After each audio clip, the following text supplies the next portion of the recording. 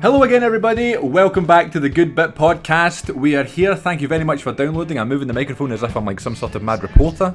And we are here for another episode. Thank you very much for tuning in to the audio version on all of your favourite podcasting platforms. But also, once again, one more again, on YouTube. Very nice. And if you're watching the video, you might be thinking, where are they?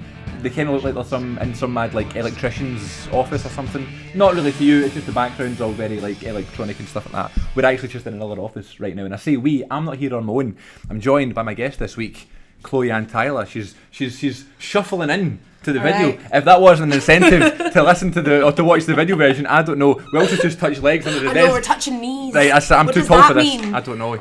We're trying to angle this group. We've had a lot of technical issues today. So many technical issues. Look at these waves, by the way. They look dangerous. Well, you were sort of moving it around like a 1950s rock star like or I was something. Singing or something. Leaning into it. Yeah. At one point you put your hand up and I was like, God, his hand looks really big. As if I'm going towards the camera? Yeah. Sucking the essence from the viewer.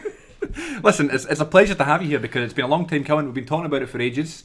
We're finally here. Cheers. Cheers. Welcome to the show. How are you? Yeah, I'm okay. How are you? Good. But you know what it's like when you set these things up, you know, as a fellow actor. It's a nightmare. I know. We were talking about that, saying about self-tapes and stuff like that. And thank God I've got a what's it called? A tripod. Yeah, tripod. Decent ring light. Are we ring light? light? Oh, very nice. Oh, yeah. I can't use the ring light because of my glasses. Oh, right. Do you often tape with your glasses? It's like headlight. Well, it depends on the character. Yeah, I was going to say, do you you're like, this is a glasses guy, or this is a guy who doesn't need pretty glasses? much, unless they ask. But if it's like, you know, a movie geek, I'm like, oh, there's the glasses. Yeah. But if do you get a lot of movie geek? Maybe not movie geek. That's the remit. But I do get a lot of geek stuff, and I'm like, I'll just try that. Why not? But listen, at the end of the day with self-tapes as well, they're going to look at it and go, nah. They're not even looking at your acting, they're looking, you know what I mean? What does her face look like? Have they managed to get themselves in front of a camera? That's all that matters, you know what I mean? Like, some folk just can't do that. And, like, if you forget, I always, like, take loads of takes because I've like messed up a line here or there, or I looked, you know. Do you do a lot of way. takes? I do, and I tell myself all the time, like Josh told me this actually, like it doesn't matter, just do 1 or 2 takes and that's you, but like I will overthink it, like I'm trying to be that perfectionist in me, do you know what I mean? It's the problem, right, is because you'll look at a tape, you'll look at a couple of the tapes that you've done and then you go, oh, but I like what I did there, right, in that one moment, so then I want to try and reenact that into the next one, right, but then the next one you do, you're like, but I fucked that up, and then it's a total nightmare, and I just think it's about going like, how many have you done? 3? If you get to like 3, 4, 5, that's fine. And if you've got some in the bag from that, leave it there. And I always feel bad about the people who live with me too. They're like, I've heard you say the same words. Oh, fuck like him. I end up just saying that. It's your job. No, I know. But it's just me being like, oh, I can't do it again. I mean, I'm going to wake somebody up. But who's sleeping with me? I do have a sort of complex about learning lines though. I don't know. I used to be really bad at not doing something like a quote unquote like full voice or whatever, or being like, when I lived in London, because I didn't know any of the people that I lived with, if I had tapes to learn or you know, theatre auditions as well, where you've really got you can't be like sitting going like trying to learn it. You turn up. Yeah, but I hate it. I used to feel like really embarrassed by it. It's so daft. It's funny, and I also, even when I'm doing like the YouTube videos and stuff like that, like I don't like it as much when there's other people in. Like I'm much more relaxed when it's just me. And that's obviously just a normal thing. I need to set my watch for this video thing, but that's just a normal thing. Like you feel like you're being heard. Someone's listening to me. I'm like, do you know what I mean? So embarrassed. Like, why am I embarrassed? Like, it's like I chose my to job. do that. Yeah, literally. Yeah, like, you're right. It's funny. I do get though. I'm so sorry. I'm taking up so much of your time, and I'm like that. You know what I mean? I'm like that, putting down the red carpet, self-flagellating all the time. That's why I think it's good to get someone who you tape with more often than not. Right, so they're used to it. Yeah. So me and my friend Laura McFadgen, we tape together a lot. Right. Because he gets a lot of tapes as well. So like, and I mean, I think now he even because of Zoom and being able to FaceTime so much more. You know, you can cast your tapes. Exactly. Some people think that that's a bit, you know, people are like that. What you doing? But whatever makes it work for you. You know? I say I get weird when I think about people listening to me as we record the podcast. You know what I mean? I was out playing pool with my friends the other night, right? And I had someone come up to me, and it was someone I used to go to school with. And I was like, I've not seen you in ages. And he was also with someone else. And I was like, last time I saw your mate, he came up to me and said, oh, Chris, you talk me to sleep. And I was like right? I'm going to say that's a good thing, you know, that I'm comfortable enough to listen to when you're in your bed. But at the same time, do you know what I mean? Like, you do have a very nice voice, though. Oh, so thanks. I can see that. Well, so that's why I invited you here. Oh, just because of the voice. Aye, yeah. You can leave now. We've recorded, 4 minutes?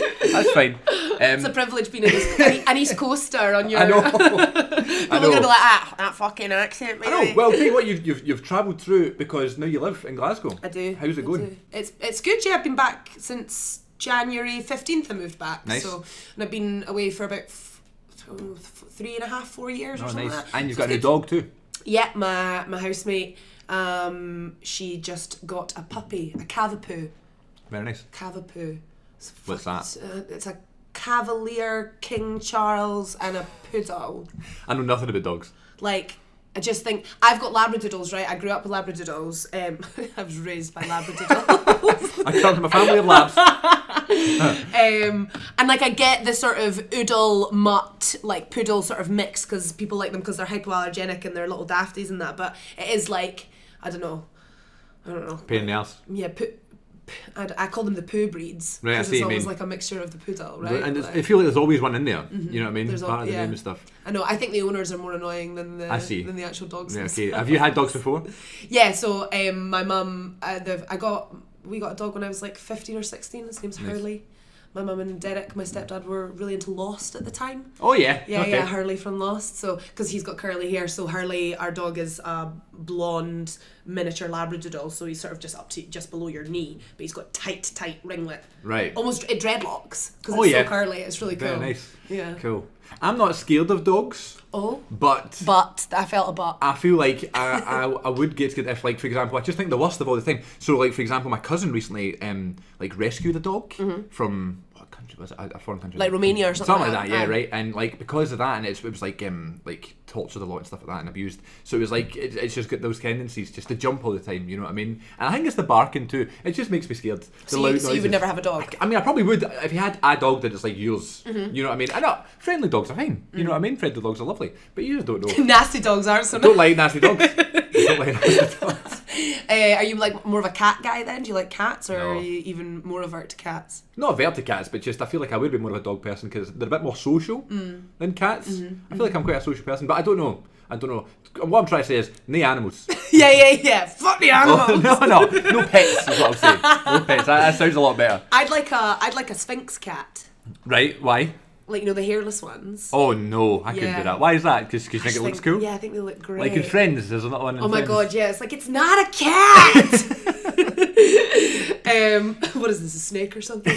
I've got a thing about, I don't know, always having pop culture references and like in my life in some way, like maybe it's quite pretentious. No. I like the idea of having a Sphinx cat, and sometimes they have markings where it looks like a mask. Oh, very cool. Like a black mask that goes into their ears, and I'd like to call him Bruce. It's like Bruce Wayne, like Batman. Ah, do you know what I mean? I like that. That's not pretentious at all. I think about all my future pets' names all the time. All the time? Yeah, I think about my future pets and the life that we'll live together. I'm going. Hopefully that one turns out like that, so I can call them that. Yeah, literally. Yeah, okay, that's a good shout. I feel like you need to have those things like organised though, because it's such a big deal. And I feel like though I've built up so much in my head that if like me and my future partner or whatever, it'll be like that. No, that's what they're called. It's like we've got it set in stone already. You don't get say in any of this because I've been fantasising about this since I was like a little girl. I love that though. I love that. They see the pop culture references and stuff. That's like for a podcast or for YouTube. You should totally do stuff like that. Yeah. You'd be great at that stuff. You do TikToks though, didn't you? I've seen you do a couple of TikToks. I've seen your TikToks. TikTok famous. Isn't that just a horrible 2022 version of like firing into somebody? Yeah. With your TikTok, and I've seen you on TikTok. It used to be Snapchat when I was younger. I know, mine's Snapchat. My pal still uses Snapchat. I was looking at Snapchat, yeah. Do you use it? Yeah. Like, what do you do on it? Well, do you talk to people on it? Well, no, but you send pictures. What kind of pictures? That's what it's for. That's what came out the way. Snapchat were like, you all think that your nudes are going. I'm not saying you're sending nudes. I know what you mean. But they're we see them all. They're all there. They're in the database. That's the fear. That's the fear. Also, I don't know about you, but see when I'm talking to someone, if I've only spoken to someone on a certain social media platform, that is the only way I'll contact them for the rest of the time. Like, so I've only spoke to someone through Snapchat before. I've never texted them. I've never messaged them. And do you have their number? I don't know. Probably not, because I'm just going to Snapchat them. That's how I get them. Like me and you, WhatsApp. That's it. You know what I mean? iMessage for most folk, Instagram for some folk. Yeah, I'm WhatsApp. I try to be WhatsApp across the board. Actually, a lot of people. Almost like, and I'm not saying this against you because you did iMessage me first, but like it almost irritates me when people speak to me. Do you think it's because it's like the thing is like out of what I like. Yeah, yeah, I think so. Like my brother's always like, why do you message me on WhatsApp? I'm like, because it's easier. Right. Because, everything's in one place. Yeah, everything's in one place. We've all got photos. It's all there. But I think I'm stubborn like that though. No, like, I know. You can get stuck in your ways. Yeah, absolutely. Let's talk about how we kind of met. We've kind of just met today for the first time. For the very first time. How you doing, bro? Hey. But listen, I think that mic picked it up there. Let's go like for it again. Yeah, definitely had that. They heard the cheers earlier on. So we've been working together for about nearly like a year now, through different ways like online and stuff like that, right? Through our job. So we've known each other through that, but we've never actually met in person because of COVID, mate. Because of COVID. lockdown. It's because of COVID. But when we first met, I recognised your face. And you thought you recognised my face, which is nonsense, because why would you recognise my face? No, but like, it might have been, you never know. You never Well, we're both actors, and we thought, we're both, central and stuff like that. We thought, okay, well, maybe we just know mutual friends. And we do. We have mutual friends and stuff. Many mutual friends. And that's probably, maybe we saw pictures of each other or whatever, I don't know. But I knew I recognised your face, and I found it was because I came to see you in a show one time. You did Trainspotting. Yes, sorry, yeah. I was like, where are you going with this? You saw my eyes getting wider. Your entire back catalogue, I've been there front row. Trainspotting at the Citizens Theatre because three of my mates were in the show in the ensemble, and that's why I went to see the show. Yeah, you saw it in 2016 then. Oh, was it that long ago? Yeah, it was my graduate year that I did. Oh my god! Yeah. Well, there you go. And I went to see my mates because I was at drama college with, and you were a big part of that show, and that's how I knew you. And now I don't know why I find that fascinating. The fact that like I was years ago, I should say 2016, and now like we're like working together. Here we are. What a journey we've been on. Oh god! How was that? How was Trainspotting? Yeah, I know it's out of date now, right now. Trainspotting. Yeah, Trainspotting was great. I got Trainspotting because I did. I auditioned for the internship that the Cits run for graduates coming out of drama college and drama schools and whatever you want to call it. Institutions. Yes. So yes. And yeah, so I ended up getting that part because I was brought on to do the internship. And yeah, it was a total buzz. I was absolutely shiting myself though. Do you know what I mean? Well, like, I'd literally just left drama school. Yeah. I remember someone describing graduates as starving puppies. Oh, for God's sake! Like, and there's like a level of honesty to that, right? Where like when you leave drama school, you're like, you've done all these amazing plays, you've learnt so much, and you just want to put everything into practice all at the same time. So I was sort of in that state, and I'm quite I'm a deep thinker. Like I overthink everything actually. Like I ruminate all the time. Right. And so I guess it was like shit a brick Monday. Do you know what I mean? Right, like when I got to press yeah. night, I remember being like, holy fuck. Yeah. Because I'm an East Coast actor. Right. I grew up watching Trainspotting, and I remember my brother having like the Choose Life poster like on his wall. I remember the first time I watched it. It's like part of your life. Yeah. And I was doing it with my partner at the time as well. Like it was this whole thing for me, and I remember standing backstage, and I don't know if you remember, it started with the job. So it was the interview, and I'm backstage doing the it says from your CV that you went to George Heriot's, right? And I was like shiting myself. We're doing this. This is happening. Yeah. I was like, oh my god! But it was amazing. It was great working with with Gavin Wright, like who directed it? Was it Gareth Nichols? Okay. So it was great working with him, but like you'll know Gav Wright because of our generation of going to the theatre. Yeah. Like you go and see Gav Wright was in so much, and I remember writing to him in like little cards that you get that you give to people on your first night or whatever, and saying to him like, I've been watching you in shows since I was like 15, right? And now I'm here doing a show with you, and I just wanted to say, not like it's an honour, like, I know what you mean, though. But it is. It felt. It's a journey. It felt really special. And, also the fact that it's the Citizens Theatre, like it's a big theatre. Do you know what I mean? Like just coming out of coming out of drama school, getting to absolutely. do that, it was amazing. But yeah, it was. And getting to do it the second year as well was also really interesting because I think remounting anything can be a difficult task. Totally. As well, Did they recast it? So Owen couldn't play Begbie. He was on another job. Right. So we got Martin McCormick came on. Oh yeah. Cool. So we had a much taller Begbie in the second year. Fair enough. I don't know. I'm assuming Begbie in life would be tall anyway. I don't know. I don't know. I think Begbie's small. You know, like a wee guy. Aye. He's a wee gadgy. Yeah, like maybe, he's got wee man syndrome. Oh God, I've not watched Trainspotting in years. I know. Have you done it on the podcast? We did Trainspotting 2 on the podcast. Oh, you did T2 and you've not done T. But when it came out, like in 2017, like we went to see it at the cinema and then we talked about it on the podcast. Okay. Not like one of the things we're doing now where like we're picking a film and going towards and stuff like that. Talk to me about when you started acting then. Like, was it something you've always wanted to do? Have you always been a performer? Like, for me, when I was really young, I would like perform without calling it that. You know what I mean? I would always just do it. So I just thought that's what I'm going to go and do. Okay. How did it start for you? Were you always putting on like wee plays in your my house room and that, like, yeah. Back garden, things like that. Yeah. I'm a natural show off. Yeah. I say I don't want the attention, but then when you're an actor, you go, right, okay, everybody look at me and listen. Do you know what I mean? I think it's better to own your shit and just go, I like the attention. Yeah, do you know what I mean? Like, I don't like I have so much respect for stand-up comics. Yep. Because even though some, they are playing a part in some way, but it feels more exposing, right? Absolutely, and it's like the best stand-up comics are the ones that you think you know. Mm-hmm. You know what I mean? We're just sort of having a chat and stuff like that. Yeah. I'd fucking love to do that, by the way. Oh, me too. It's such a dream of mine, like to like just write like just like a couple of minutes, like go to the stand on a Sunday. Just give it a go. Aye, just you know like I mean? Squeaky bum time. Like. And I don't know, like people say you're like tell you you're funny, right? But I just think I'm just talking nonsense and trying to make people laugh. But you never know what people are going to think of you. I know. You know what I mean? If you go and do it and you nail it. You know what I mean? What do you say? Oh, I must be funny. Yeah. No, you don't think that. You just go and do it again, and you build up a sort of... Exactly. So, it's like Dave everybody says that you're the first time doing stand-up, you're always going to fuck it. Yeah. Dave Chappelle, but... Oh, sorry. Shit, we're right off the table. The microphone! Dave Chappelle apparently absolutely nailed his first stand-up. Like, apparently it's famous. Yeah. Because he obviously did it in a very famous like comedy club and stuff, and he was a young guy when he did it. How did I get into acting? So when I was in primary... Hello? Sorry, I'm just fixing it. Just fixing the mic. We'll just check our hair. You'll fix the mic, I'll fix my hair. I got into acting, I guess, because when I was in primary 4 or 5, I used to, like you, like I would put on shows and stuff like that, but I was actually more into singing when I was younger, like really, really into singing. Like my parents had to make up a rule at the table, be like, no singing at the table, like when we were like eating, because I would just like break in a song all the time, right. Don't worry, I won't do that now. Please do. No singing at the table. We need a clip. We need a clip for the social medias. So go for it. No singing at this table. At the pod table. That we've just come up with today. Let's get a table. I know. I love this. Like I can't think of the word that I was going to say. What's that word where you sort of stick everything together and...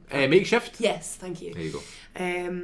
Yeah, so I was always wanting to like do like little concerts and do talent shows and stuff like that. I went to this very small Catholic primary school in East Lothian, and this teacher called Mr. Cowie. Shout out. Yeah, shout out to Mr. Cowie, rep. He got my parents in, because it was just as my parents were separating, and he got them in and was like, listen, Chloe's very hyperactive and she's very into like singing and stuff like that. It would be really worth your while to look into actually like nurturing that part of her.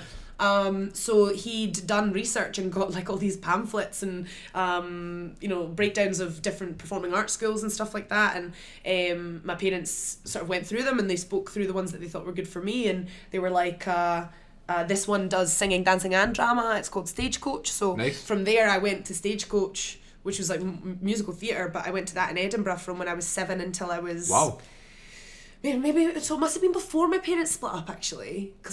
So from when I was 7 until I was like 15. Wow. And then I did other youth theatres and stuff. I went to Brunton Youth Theatre and all that stuff. So it just sort of went from there, and I was really tunnel visioned about it. I can imagine, yeah. Like especially at a young age like that, that's all you think about. Yeah, and I was like, that's what I'm doing. Yeah. To the point where actually I think that I sort of I put other stuff by the wayside because, like, used to do judo, right? Right. I was talking to someone the other day, and I was like, I wish I'd kept Stuck doing to that. it, absolutely. And I got invited to go and train with this squad in this big team in Edinburgh because I was quite good at it, and it meant that I would have to forgo stagecoach. And I wish I'd just gone for a year, just do the judo, because drama's always going to be and there, come back right? to it, yeah. But I never did, so I'm not a black belt. No, so thank God for don't that. have to worry. I didn't want to piss you off, and then I was going to get chucked down those stairs.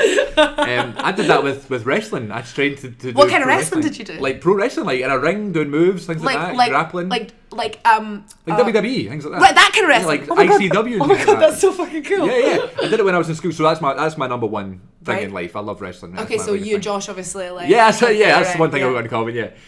So when we were in school, we decided we were going to go, me and a few mates and stuff, and we had like, this is the creative side of me, and it's kind of why I've always kind of done YouTube and things like that. I would like film us wrestling in the back garden on the trampoline, and I had like our own company, our own YouTube show, weekly show. I produced everything myself. I did the commentary. That's unreal. Yeah. And when I was in school, that's what I would do every week. Like I would prep this show that hardly anybody watched, but to us it was like this biggest thing, you know. Yeah.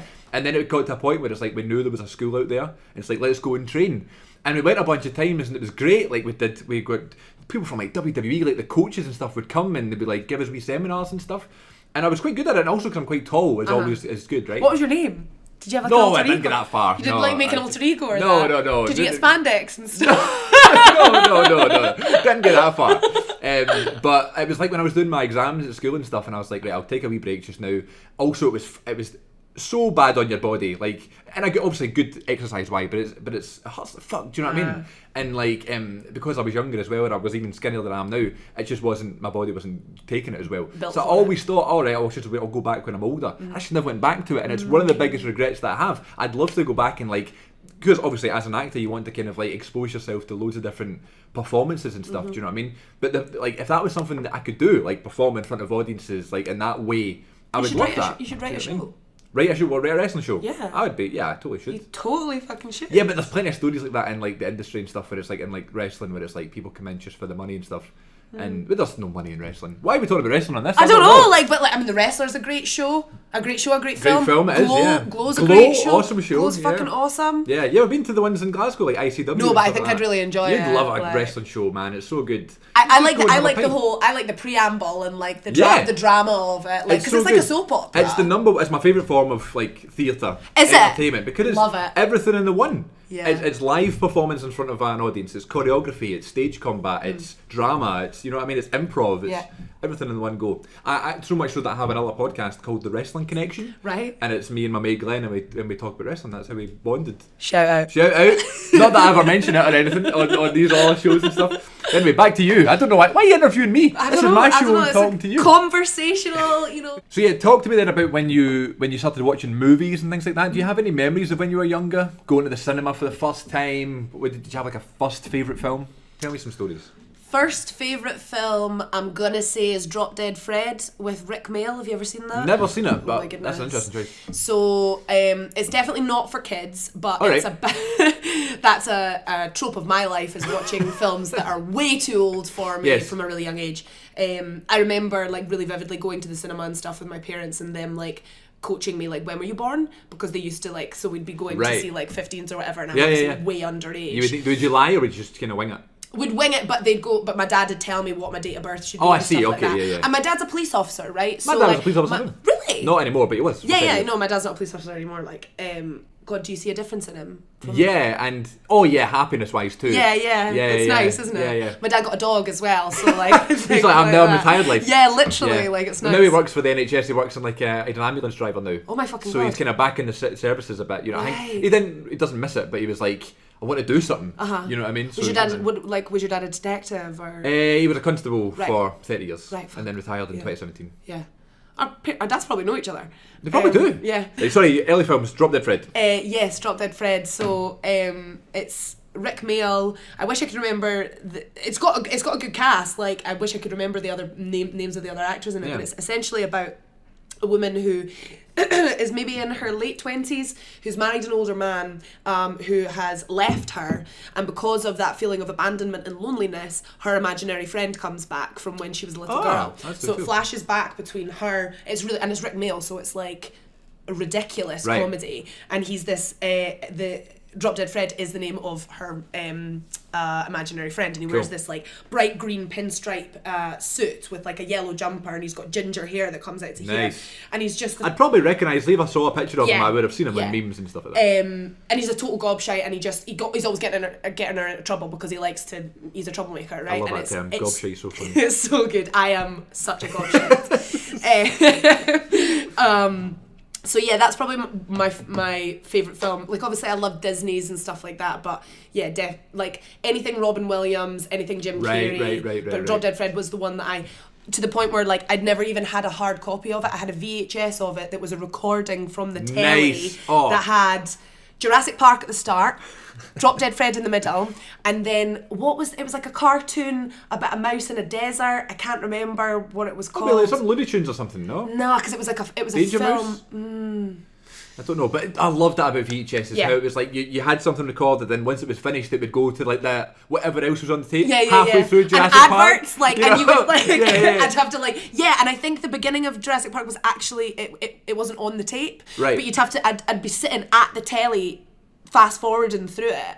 Same with it. I used to watch this B movie that's it's like a vampire franchise. It's called Love at First Bite. Very nice. Yes, a total I've B not movie. seen it. Yes, no.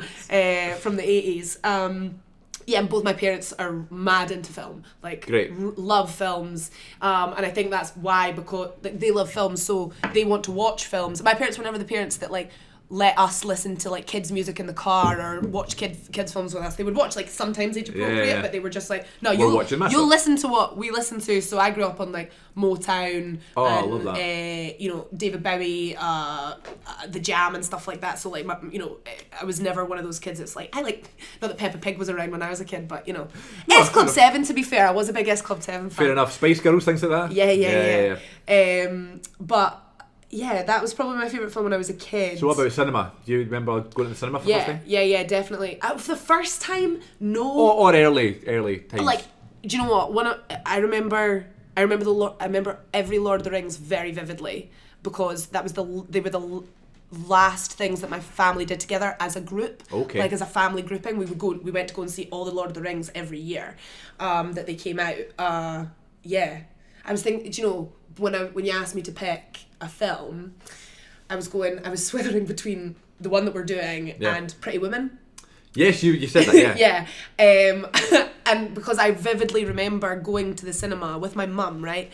It was my brother's birthday. Him and his pals went to go and see a film, and me and my mum went to go and see Runaway Bride. Okay. And when we left the cinema, she was like, I've got a better film that Richard Gere and Julia Roberts are in together. So we went home, and I remember my mum standing behind me doing the ironing, and me sitting with my like elbows on like one of those like poofy things that you get, like footrests, like right in front of the telly, just like this, like total, like obviously all the sex worker, like sexual reference, it goes straight over your head, and I was just completely enamoured with Julia Roberts, like from such a young age. And then great night for film. She put Dirty Dancing on after that. Oh, yes. Unbelievable. Very good. So I've never seen Pretty Woman, but it's my mum's favourite film. Is it? And I've never watched it because of that. I want to wait for that right moment and stuff like that, do you know what I mean? And I'm just waiting for that to come up for the podcast, which is why we're doing this, like get the guest to pick the film so I'll watch more. You know what I mean? Yeah, so and things are out with what you would absolutely. naturally lean my towards. My first new guest in this new season we're doing of the podcast was one of my acting pals, Madeline McGurk, and she picked Legally Blonde. Great. And I was like, I've never seen it, but when would I have watched Legally Blonde? Did you like it? Yeah, it was such a good time. It's such a good film. Yeah, and apparently there's a new one coming out or something. Oh, is there? Yeah. That's exciting. Maybe not, I don't know if I made that up. I love the musical as well. Never seen that either. Oh, it's great. But yeah. So that's great, yeah. So why did you pick the film we're talking about today, which is Kill Bill Volume 1, by the way. We're going to do Volume 1 today, and then you're going to come back for Volume 2. Because I feel like I tried to do some form of Kill Bill episode years ago, the podcast, and we tried to cram the two into the one. Yeah. And it was just like, there's just too much of it. 2 hours. 2 hours, and like, once you finish watching Kill Bill 1, you're like, oh... You know what I mean? It's such a film, you know what I mean? Yeah. So Kill Bill 2 is like picking up like kind of the loose ends that the first one leave open. So why did you pick Kill Bill? Again, it's like a really fond memory of mine and my mum's like love of films, and I remember my mum and my stepdad, when they first started dating, that came out. So that 2003, I think. Kill Bill came out. So maybe it was in the first year of them being together, and I'd been at my dad's for the weekend, and I came back. My mum was just like so energized and excited about this film. She'd went to the cinema to go and see Kill Bill, and I remember sitting in the kitchen with her and her talking me through like almost every detail of it. Was like, and I was like a little girl, I was like 11 or something like that, and I remember sitting on the countertop and my mum being like, "And Chloe, it's so over the top when she chops his arm off, the blood's going everywhere." And my mum is like gentle and a total sweetheart, right. And doesn't like violence and stuff, but because I think of the way that Kill Bill it's done, it takes it out of reality. Of course. So because it's got that anime, that kung fu sort of element of like that older cinema sort of thing, where they will just go for it. So my mum was like, she'd never seen anything like this before. Yeah, so that's it. I remember when it came out on DVD, she bought it for me, and I watched it way too young again, and like, because it's like an 18, right? Pretty much, right? Yeah, 18, yeah. I remember, just being obsessed with it, and I remember then watching it and then going to my dad's and doing what my mum did to my dad and being like, and this, and that, and this, and that. And I think as well, it's like for me, being a young girl and getting to see a female lead absolutely be in that role, especially for like young girls who are like, quote unquote tomboys and stuff like that, to get to see a woman behave like that, it was like the first time I'd ever seen anything like that. Absolutely. And also, fucking hell, the bright yellow suit. Iconic, right? Come on. Yeah. So cool. Would you dress up at Halloween? Yeah, do you know what? I'd love to do that. I was also thinking another good costume would be Julia Roberts in Pretty Women as well. I was like, it might be a bit cold, but like... That's true. Last week we did Notting Hill on the podcast, and that's like Julia Roberts, and I was like, obviously people give Hugh Grant a hard time for playing the same character all the time. Does Julia Roberts do the same thing? Does she play similar characters? I would say so. You were talking about... I listened to the School of Rock episode this morning, and you were speaking about Jack Black just doing Jack Black, right? And I think that's a thing with Hollywood stars, though. You get pigeonholed into being you. So you've got Jack Black does Jack Black, but Robert De Niro does Robert De Niro. Absolutely, right? And by the way, I would never say that in a negative way. No, Jack Black being Jack Black is great. Tom Cruise being Tom Cruise. Absolutely, go for it. Do you know what I mean? Depends on how sort of how you can stomach it. So I guess Hugh Grant does get a hard time because you're like, just say the line. Yes, as we were saying last week, he's far too posh for that role. Do you know what I mean? He's better suited for Love Actually when he's the Prime Minister. Yeah. Do you know what I mean? I love Rhys Ifans in Notting Hill. I think he's my God, nice ridiculous. buttocks. Do you mind if I have a go? So you're right about Uma Thurman and stuff like this, and like she's iconic in this film. Yeah. And that's what turned me on to Kill Bill, because I was like, I have never seen any film like this at all. Mm-mm. You know what I mean? When would I have watched this? 2012 or something. Right. So it's not as if it was like, I wasn't too young. I might have been 15 or something. But I knew what Pulp Fiction was, right? Mm-hmm. I knew that this like iconic film when I was growing up. It was like a cult classic, and I'd never seen it because I was too young. But like I also, one of my mates like had the poster in like his living room. You know the way you go into someone's house and they've got like a centerpiece of the living room. Right. The main thing you see. Pulp Fiction. It was the Pulp Fiction poster. Right. Like Uma Thurman on the bed, like smoking. Yeah, I've got that poster. Yeah, like in the living room above the couch. Great. You know what I mean? Like, and is it the one where Samuel L. Jackson and that are in the background? No. Oh no, it's just that and one. And it's like the kind of like old school movie poster. Yeah. So I knew it from that, right? And then around that sort of time, I was getting into more films and stuff. I started acting more, so I was trying to learn more about it and stuff. And I learned about this guy, this Tarantino guy. He had this good reputation or whatever. And he's elusive Tarantino, man. But like it's true, because obviously like through like I don't know, Pulp Fiction, what else came out at that time? Like I think Inglourious Basterds had just came out. Django maybe just came out around at the time that you were getting to know who Tarantino who he was and right, stuff, okay. right? So.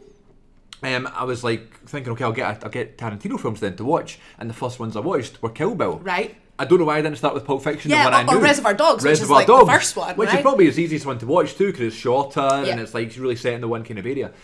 So when I watched, it feels almost homemade. You know, when you watch Reservoir Dogs back, you're like, because obviously the quality is so different, but God, I love Reservoir Dogs. I love that about it though. So you know, have you seen the show? I wanted to see the show. I'm sure there's like a theatre show of it. Yeah. Really? There was a Scottish version at the Fringe last year called Reservoir Dogs. But I didn't see that, but I'm sure there is a stage show. So I wanted to see that. But yeah, so I don't know why I started with Kill Bill as the first one that I watched.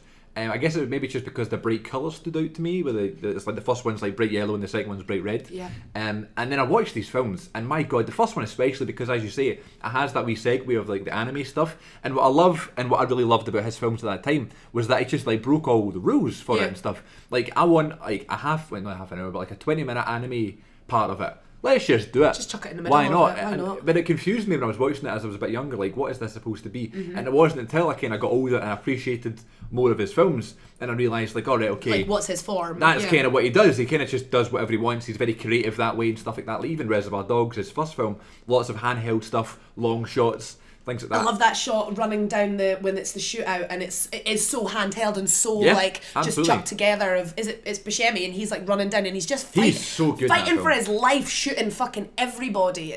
And you get totally like drawn into it. Yeah, I like the shot of Michael Madsen like walking to the car, getting like the gas to like light him on fire, and it's like that slow walk. Oh God. Yeah, that's horrible. Good. That's good. I love the dialogue in Reservoir Dogs when they're giving out the names.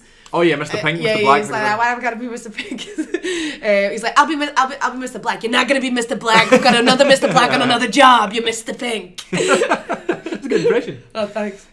So that was why I liked Kill Bill at first, because especially just like that fight where she fights the 88. Yeah. Keep people. Oh my God. It's nuts. Any woman that can teddy bear roll out of a situation. Do you know the bit where she gets down on her back and starts teddy bearing like slicing all their legs? I was like that. Teddy bear rolling out of a drastic situation. That's the way to go. Like. So did you watch it last night? You said you were going to watch it last night. I watched it last night. What did you think this time round? I mean, God, I was speaking to my dad about it yesterday, and he was like, "What, you've seen it about 1,000 times? Right. Why do you need to like?" And I was like, "I just want it to be like fresh in my memory, because it'd probably been about a year since I watched it. And the last time I watched it, you said that after you watch the first one, you can't really watch it. I did it all in one night. Yeah, that's like we watched it, and I was like, my mate looked at me, and I was like, "Let's do two." Do you know what? Because obviously I was looking at it with not a critical eye, but I was kind of going like, okay, what do I think about this? How does this make me feel in this moment and stuff?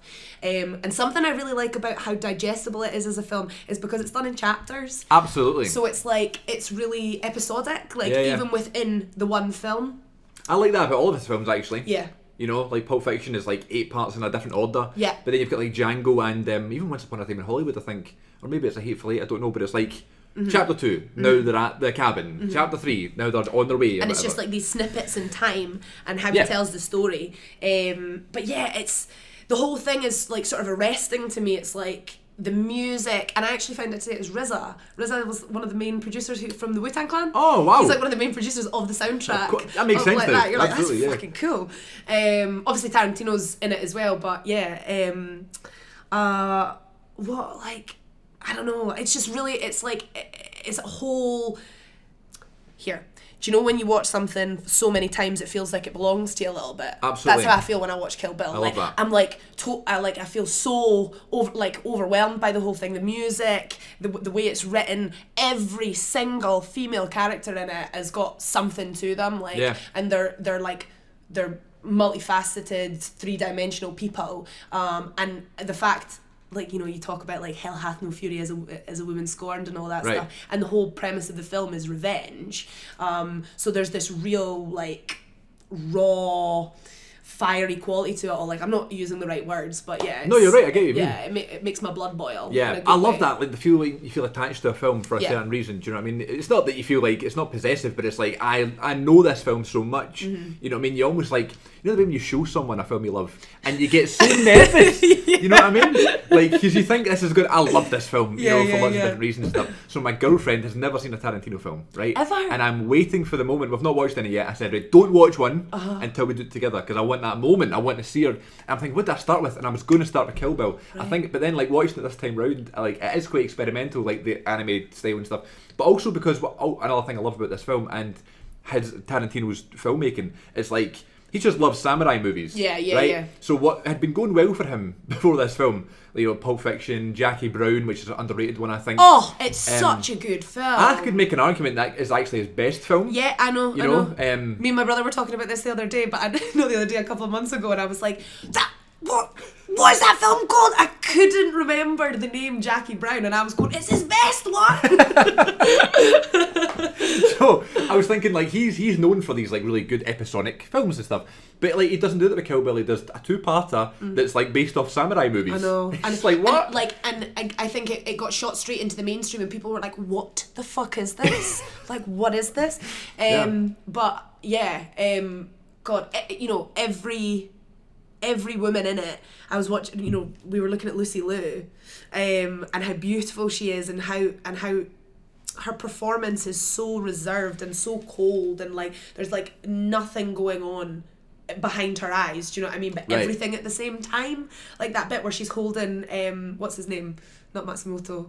The guy's head. I can't remember. I don't know. God. Oh, Tanaka. Oh, yeah. And what Boss Tanaka thinks That's is... right. It's so fucking good. He's really cool, man. Yeah. Just like this fucker here. I mean, even who is it in the second film that she goes to kill?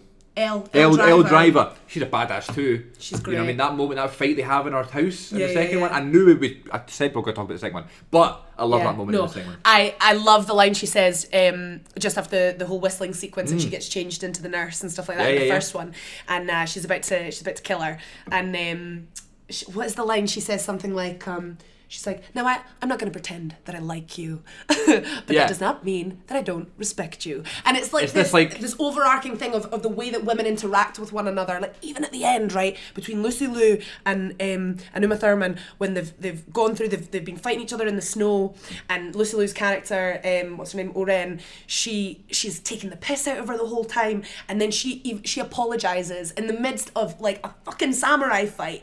Two women can still respect each other enough to go, I'm really sorry for ridiculing you because you measure up to me. It gives me like chills because I'm like, that is the way that women are. Yeah. Like we're not like, I'm gonna come in here. Like, do you know what I mean? There's not. Although that would be quite funny. Toxic. There's not toxic femininity does exist, but there's something respectful about the way that we interact with one another. 100%. You know? And that also happens earlier on in the film where she's fighting her in the house and her daughter arrives. Oh my god! I mean, and yeah, the whole thing about this, the honor, like this is our daughter. That shot where the two of them have the knives to each other, and it's almost like they're like this. You know, Over there is literally, and they're like. And then it's like you see the window when she gets off the school bus. I just spat everywhere, but like that. I just love that. That may be my favourite moment in the film because it's like all of them when she cuts the top of Oren's head off. Oh my god! And it's just her hair. I know. Flies. Oh, something I noticed about it, which is so interesting in terms of fight sequences for this film, is that with every kill she makes, Tarantino never shows the final act of violence. I didn't notice that. So he'll always do a cut, like there'll be a cutaway. So with Vernita Green, where she's like, very funny bitch, very fucking funny, and doesn't manage to shoot her, and then she gets her right in the chest with the knife. You don't see the knife make contact. You see it afterwards with her against the thing. The next one, there was 3. The one with Oren, obviously. Yep. You don't see it. You see her spin round with her samurai. Close up to the sword. Yeah, and then the next shot, it goes, you hear the slice, but then the next shot is the hair flying. There's another one. Oh, with Gogo. You don't see. Oh, I see. You don't see make contact either with the fight with Gogo, with the wood and the nail. You see foot, bang, goof, and then you see Gogo's eyes bleeding. It's really interesting that you never see that final act of violence. That shot of like the eyes bleeding too is disturbing. Unbelievable. Yeah. I love Gogo. She's probably my favourite character in it. Bold statement, but a good one anyway. What did you make of the time jump? It's not a real time jump, but the 4 years thing in the coma. Because I didn't expect that happening, obviously. Like it's like the first shot you see, isn't it? Where she's like, you think she's dead or whatever, and she talks about her baby. And it's like after the wedding, you know. And then she wakes up 4 years later. Can you imagine that happening? Obviously, let's not talk about like the baby and all that stuff, but like just the idea of being in a coma for that long and waking up and so much time has passed, the world is so different and stuff. You literally also don't know. She doesn't know. No. She has no idea what's happened. She wakes up, has no idea where she is, realises that she's not pregnant anymore. And that's it. The last thing because you go through her memory, right? She wakes up, there's that moment, and then you hear the, Bill, it's your baby, all that stuff. And then she's like, okay, what do I do? Yeah. Do you mean for how would it feel for me, or how would it feel for me if I was an assassin? Because I think those two mental states are like different, right? Because me, I'd be like, My world would be over. I don't even want to reenact the noises I make. I don't know, man. I feel like I get quite emotional about like time. You know what I mean? Like the fact we need to try and take advantage of stuff while we can. Do you know what I mean? After the last 2 years we've Absolutely. had, we literally Do you know lost what I mean? 2 years. I was just thinking back, I'm a big nostalgia guy, like looking back to when, like, back to my childhood and stuff, and thinking, what a life that was. You know what I mean? There was no worries. You know what I mean? Yeah. If you could go back to any age, what age would it be? What a question. I don't know. Different things for different reasons, obviously. Like, if you go back to primary school and you have not a worry in the world, do you know what I mean? But then again, at the time, like, primary school is your life and, you know. But I don't know. I think I'd probably go back to maybe when I started drama school or something, just to kind of go through it all again. Because I do miss that kind of aspect of it. Interesting. But I don't know. I'm quite content now. Do you know what I mean? It's not as if I'm like, fine. back in my day, life was better. I'm quite happy and moving on. But I'm also like, time's getting on, man. Yeah, I know. What about you? Because that's the thing, you can't, like, I feel like you can only go back in time and you can't say, because everyone's like, if I could go back in time and have the head on my shoulders. And then you would, like, change things. Yeah, hindsight's 2020, but to get to experience something again, I don't know, I guess, I mean, primary school, just because literally there was no worry. Go and do whatever you want, you know what I mean? No worry. I lived in a small town, I cut about on my bike all the time, I only remember, like, long, hot summers. Pretty much. But going back to what you're saying, like, I can't even imagine what it must feel like to be in a coma. And, you know, in films never, ever, ever depict what it actually looks like when someone's been in a coma. Of course. Because she'd be on life support. Like, she literally wakes up and shoots out. She'd have, like, a tube down her throat. Right. She'd be full of IVs. She's just lying there clean. How are they feeding her? I don't know, but I wouldn't be as badass though if she was like hooked up to everything. She's trying to be cool, you know what I mean? Yeah, you know, like even stuff like, I didn't know this about people when they're in comas, they have to put like thick bandages apparently between your hands because they grip so tight. Oh, really? So you have to have something to pad out someone's hands, like even like little details like that. Oh yeah, and then the shot of her feet, right, when she's like trying to wiggle her your big toe. Like, I remember, like, I couldn't get that scene out of my head because I was like, and obviously Tarantino, he's got a thing for feet, right? And he's always like putting things in his films and stuff, which he's always putting feet. A strange yeah. thing, but he's got a thing about Uma Thurman's feet. Definitely. He does, yeah. Definitely got a thing so about though, like in a lot of things, it's just like there's always, you get your director trademarks. Like, he's always got a shot of like when someone opens the boot of a car. And the shot's there. Yeah. And obviously just excessive violence and stuff like that. Yeah. But like, there's always a shot of people's feet, and Uma Thurman's feet is always in the shot and somehow. And I remember just thinking, like, I'm looking at her toes for so long right now. You know, this must be like on purpose. You know what I mean? I guess it's like to kind of like the fact at the end of the film she's like killing all these guys and stuff, and she's walking around and stuff. Yeah, and I think it is like a strength thing. I think it's, but I also think it's just like gratuitous. Is that the right word? Of course, like, absolutely. Like that he has this thing. Yeah, it's he's just got a thing about the female foot. Have you seen Once Upon a Time in Hollywood? I have, yes. There's a bit where Brad Pitt picks up this young girl, and I'm thinking like, what's no this way, that's a gonna different film. I was thinking, what, like, is this going to be like a sex scene with this young girl or whatever she looks like particularly? She gets in and it's like she's got no shoes on and she puts her feet up in the dashboard. Yeah. And you just see, he loves feet on dashboards. That's why this scene is in the film. Yeah. So we can get our feet in the. You know what I mean? It's the young girl who's part of the Manson family that he picks up. Yeah. Oh, fucking love that film. By the way. Did you? So I liked it, but there was this sort of like part of me, I really enjoyed it. I had fun, right? Yeah. I wasn't like, this is the best Tarantino film I've ever seen or whatever, but like I was like, I had fun. And but I had this really interesting conversation with Josh Whitelaw. Shout out Josh Whitelaw. Who's been on the show before and will be coming on soon. Yes, absolutely. He's a mutual friend of ours. Also an actor. I sometimes feel like, you know, like I like it when you're on a podcast and people give context. I realise that I've actually spoken about a bunch of people, but then, you know, it just flies by. I know what you mean though, because like people have conversations and it's nice to hear, but like if I don't know who you're talking about, then yeah, I don't fucking care. And actually the violence that is enacted on the women at the end of Once Upon a Time in Hollywood is far more severe than it is on the men, and that's an interesting thing of Tarantino as well. Like, so you can say that, you know, he's written this like amazing feminist female forward piece with Kill Bill, but then absolutely loves seeing women get battered. Aye. Like he loves it. I think he loves like as much as he likes feet as well. Like, yeah, he's a pretty like he gets a hard on for female violence enacted on women. I think I spoke to Angie about this as well, another mutual friend, and I think she was just like, he's just a horrible man. And I don't think Angie's got a lot of time for him. You know, I mean, he is a bit of a prick. Yeah, absolutely. He's a bit of a strange guy too. It's almost like we give him the benefit of the doubt because he's made these films, and it's almost like this whole cancel culture thing, where like if someone news comes out about someone, you know, I'm guilty of it too. I love someone's films, you know what I mean, and like this person's done horrible things, you can't forgive that person for those things, but it's like, is this going to ruin the film? Does that then take away like all the other things? Can I no longer love this film? Exactly. You know what I mean? And we did Bullets Over Broadway a couple weeks ago, which is a Woody Allen film, and like we're thinking we can't talk about Woody Allen, but the film's amazing. I know you should, and you should be able to discuss art separately from the artist. Yeah, exactly. Absolutely. Like I'm not gonna like I watched American Beauty a month ago. Right. Like great film. It's unbelievable. That's his peak for me. Like that and Usual Suspects. Yeah. Unbelievable. Good in Seven too. Oh my god, he's so good in Seven. Yeah. Spoiler. Why is that a spoiler? I know, his name literally comes up at the start. You like know? You go Kevin Spacey, you're like, oh, when I think it's probably like at the time, you know, like yeah. But to be fair, I was shocked when when he comes into the it's the police station he comes into, because he hands himself in, doesn't he? Yeah. Are you looking for me or something?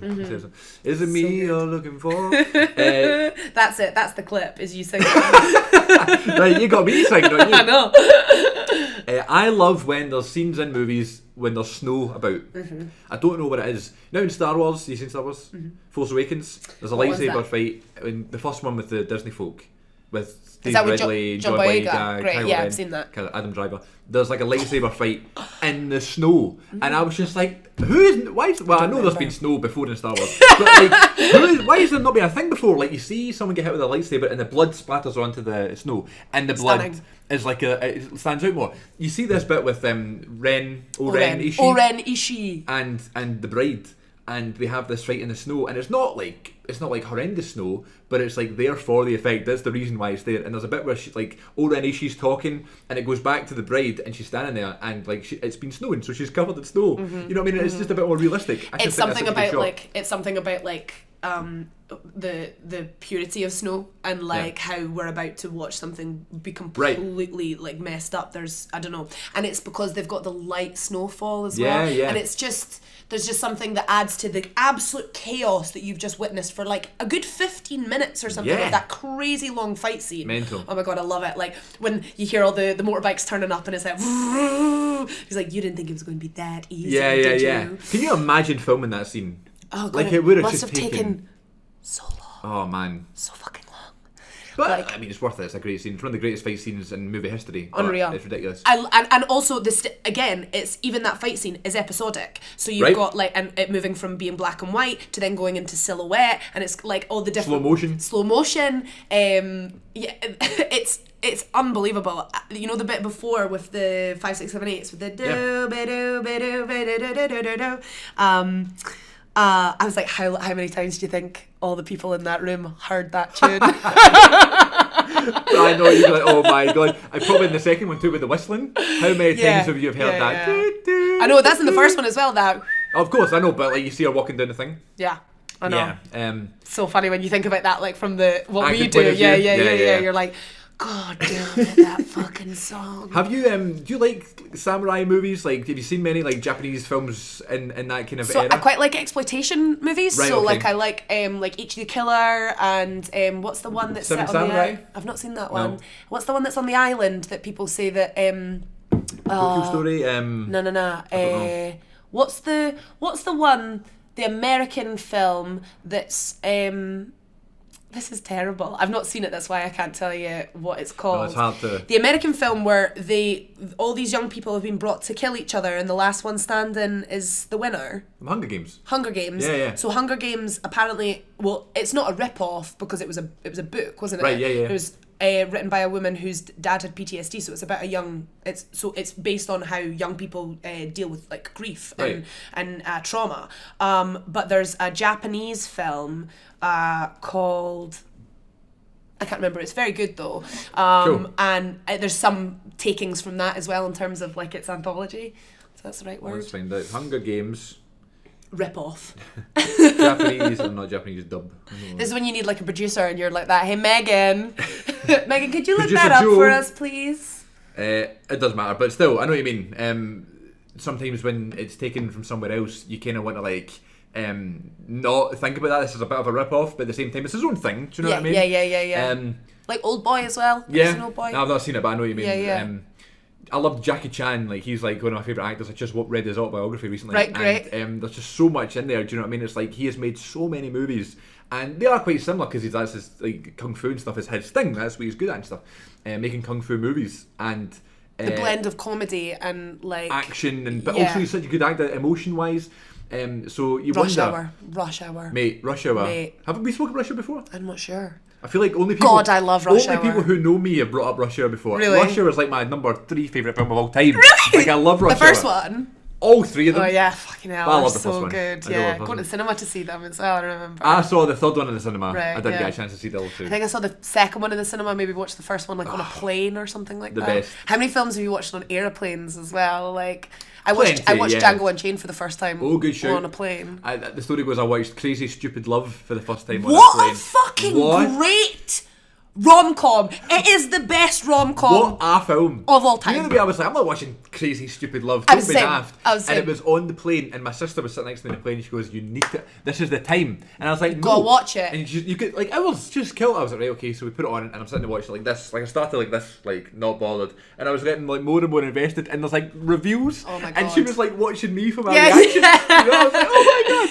It is the best rom-com that's ever been made, in my opinion. Like, it's just got so much to it, and the cast are so great.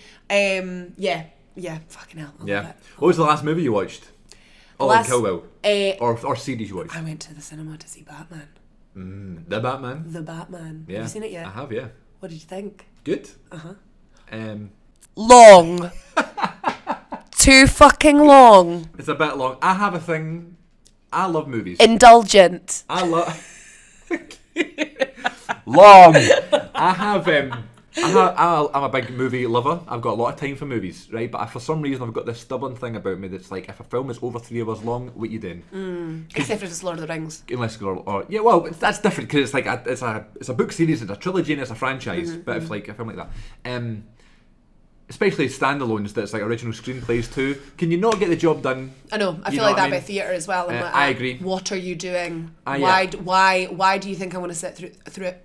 Your second half was an hour and 40 minutes long. Are you kidding me off? If the second half's longer than the first half, you're doing it wrong. What the fuck is that? I was telling you I went to see Play Pine a Pint yesterday, and it was a one-man show featuring Jonathan Watson from Only an Excuse. All right, yeah. And it's a one-man show.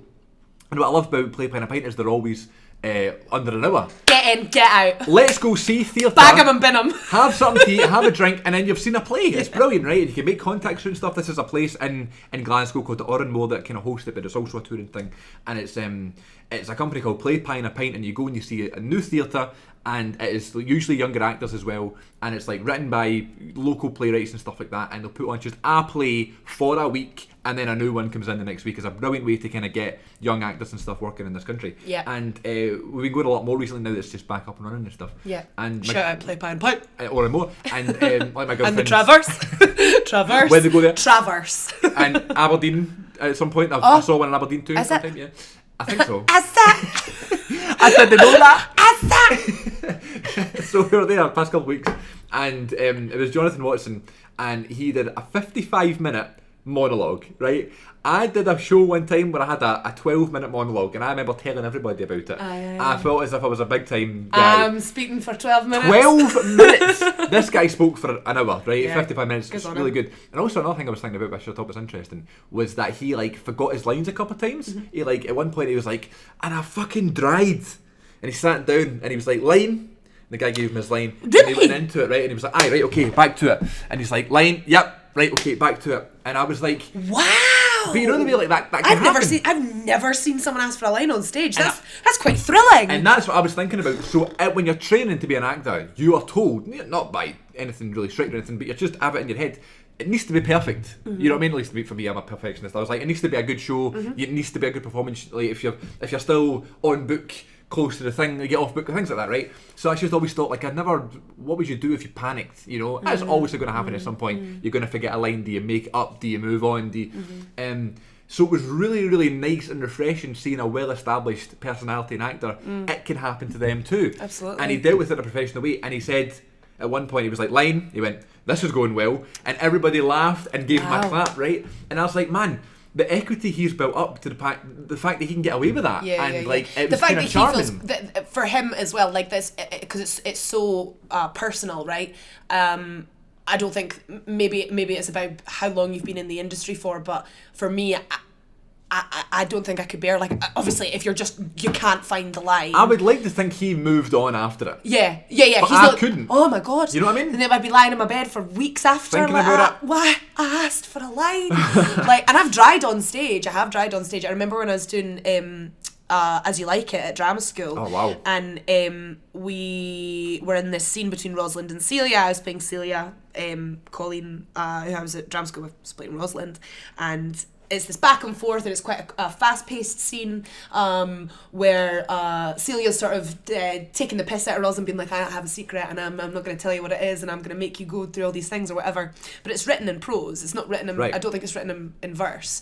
So prose is really difficult to... Like, anything in Shakespeare, you kind of make that up, right? Unless you've been doing it a long time. I've heard amazing stories of people drying or jumping ahead, and then people managing to, in iambic pentameter, like, no move, chance. Like, fuck off. I think I've got time for that. Like, how are you also coming up with your own Shakespeare? I know. Like, I am a fucking knob, and that is that. Hey.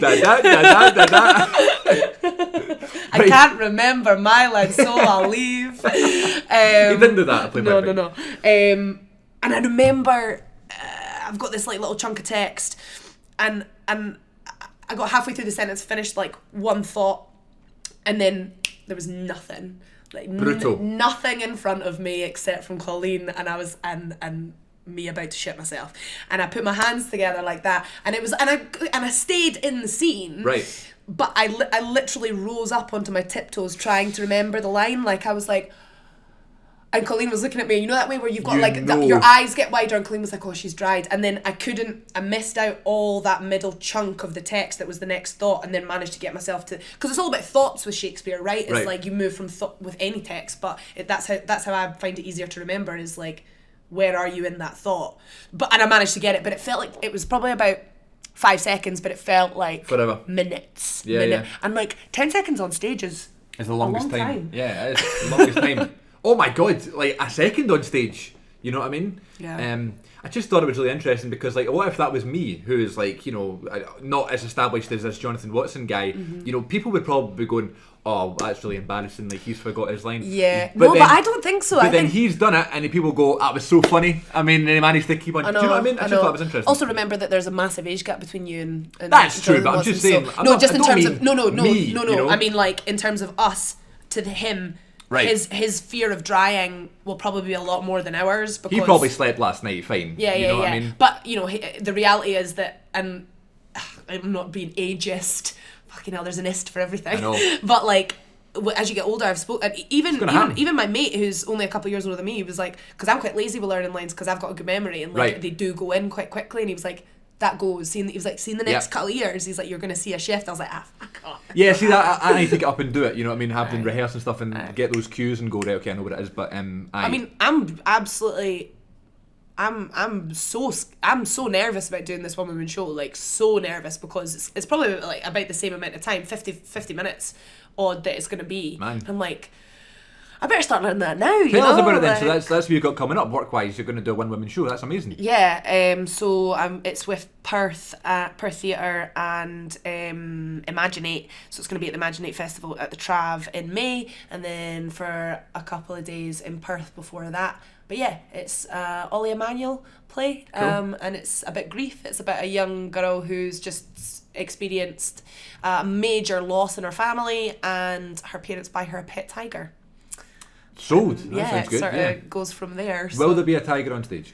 No, there won't be. Well, unfortunately, a beautiful big tiger. What was that other Ollie Emanuel play? Monstrous Heart. Is that what it was called? And they had this big like life-size bear on stage. Like, it had been made like it looked like a taxidermy bear. Like, unbelievable. Well, that's what's coming up. I'll come see it. We can talk about it on the pod if you want. You can come back for part 2 of Kill Bill. Yeah, let's do it. Thanks for your time. I've got so much more to say about Kill Bill. Like, come on. You want to tell me more then? No. Tell me more. No. Cool. Well, and that's over an hour. I don't want to take up more of your time. Thank you for your day. Thanks for having me. And come back anytime.